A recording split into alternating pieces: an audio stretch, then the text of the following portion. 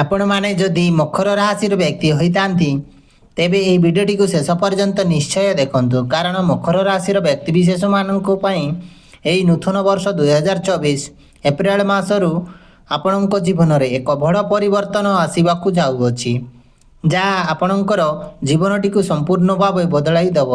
ଯଦି ଆପଣ ମକର ରାଶିର ବ୍ୟକ୍ତି ହୋଇଥାନ୍ତି ଈଶ୍ୱରଙ୍କୁ ସଚୋଟ ବିଶ୍ୱାସ କରନ୍ତି ତେବେ ଭିଡ଼ିଓଟିକୁ ଲାଇକ୍ କରନ୍ତୁ ଓ ଚ୍ୟାନେଲକୁ ନିଶ୍ଚୟ ସବସ୍କ୍ରାଇବ୍ କରନ୍ତୁ ଏବଂ କମେଣ୍ଟରେ ଜୟ ମହାଦେବ ଶନିଦେବ ନିଶ୍ଚୟ ଲେଖନ୍ତୁ।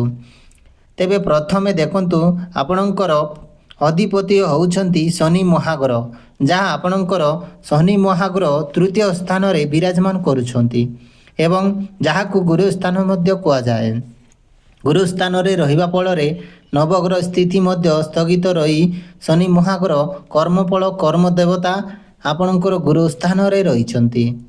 ପ୍ରଥମେ ଦେଖନ୍ତୁ ଶନି ଆପଣଙ୍କର ଗୁରୁ ସ୍ଥାନରେ ରହିବା ହେତୁ ଆପଣଙ୍କୁ ବଳ କର୍ମ କରନ୍ତୁ, କିଛି ଅର୍ଥ ଦାନ କରନ୍ତୁ, ଖାଦ୍ୟ ଦାନ କରନ୍ତୁ, ବସ୍ତ୍ର ଦାନ ମଧ୍ୟ କରନ୍ତୁ କିମ୍ବା ଗାଈ ଗୋରୁ ପଶୁପକ୍ଷୀଙ୍କୁ ଖାଦ୍ୟ ଦାନ କରନ୍ତୁ। ଦେଖିବେ ଆପଣଙ୍କ ଜୀବନଟି ସୁଖରେ କଟିବ ଏବଂ ଆପଣଙ୍କର ଜୀବନଟି ସମ୍ପୂର୍ଣ୍ଣ ଭାବରେ ଶାନ୍ତି ଆସିବ। ଦେଖନ୍ତୁ ଶନି ମହାଗ୍ରହ ହେଉଛନ୍ତି କର୍ମଫଳ କର୍ମ ଦେବତା ବା କର୍ମଦାତା, ତେଣୁ ଆପଣଙ୍କ କର୍ମ ଉପରେ ନିର୍ଭର କରେ। ତେଣୁ ଆପଣ ଯଦି ଭଲ କର୍ମ କରିବେ ଭଲ କର୍ମ ନିଶ୍ଚୟ ଭାବରେ ପାଇବେ।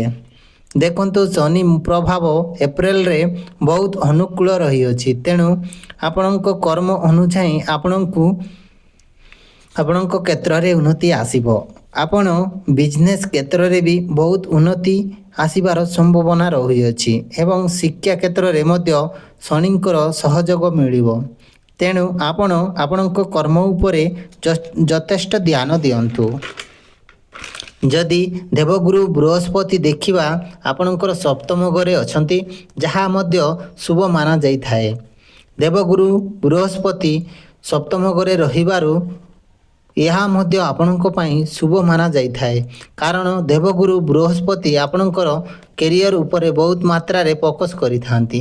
ସ୍ୱାସ୍ଥ୍ୟ ଘରେ ମଧ୍ୟ ବୃହସ୍ପତି ରହିଛନ୍ତି, ସ୍ୱାସ୍ଥ୍ୟ ମଧ୍ୟ ଭଲ ରହିବ। କ୍ୟାରିୟର କ୍ଷେତ୍ରରେ ଯଦି ଦେଖିବା ଆପଣଙ୍କୁ ଯଦି ଭଲ କରିବେ ତେବେ ଭଲ ଫଳ ନିଶ୍ଚୟ ପାଇବେ। ଆଉ ଗୋଟେ କଥା ମନେ ରଖନ୍ତୁ ସୂର୍ଯ୍ୟ ଏବଂ ଶୁକ୍ର ଏହା ଏମିତି ଏକ ଗ୍ରହ ଯେଉଁ ଗ୍ରହରେ ଏକତ୍ରିତ ରହି ଆପଣଙ୍କୁ ଉନ୍ନତି ନିଶ୍ଚୟ କରାଇବେ। ସୂର୍ଯ୍ୟ ଏବଂ ଶୁକ୍ର ଆପଣଙ୍କର ଦ୍ୱାଦଶ ଘରେ ରହିଛନ୍ତି ଯାହାକି ଆପଣଙ୍କ ଉପରେ ବହୁତ ମାତ୍ରାରେ ପ୍ରଭାବ ପଡ଼ିବ। ତେଣୁ ଆପଣମାନଙ୍କ ପାଇଁ ଏହି ଏପ୍ରିଲ ମାସଟି ସମ୍ପୂର୍ଣ୍ଣ ଭାବରେ ଆପଣଙ୍କ ଉପରେ ନିର୍ଭର କରେ, ଆପଣଙ୍କ କର୍ମ ଉପରେ। ଆଉ ଗୋଟେ କଥା ମନେ ରଖନ୍ତୁ ଆପଣଙ୍କର ଇଷ୍ଟ ଦେବତା ହେଉଛନ୍ତି ମହାଦେବ। ତେଣୁ ଆପଣ ଏହି ଏପ୍ରିଲ ମାସରେ ପ୍ରତ୍ୟେକ ସୋମବାର ଆମିଷ ଖାଇବା ଛାଡ଼ି ଦିଅନ୍ତୁ ଏବଂ ମହାଦେବ ମନ୍ଦିରକୁ ଯାତ୍ରା କରନ୍ତୁ। ଦେଖିବେ ବହୁତ ମାତ୍ରାରେ ଆପଣଙ୍କର ମଙ୍ଗଳ ଘଟିବ।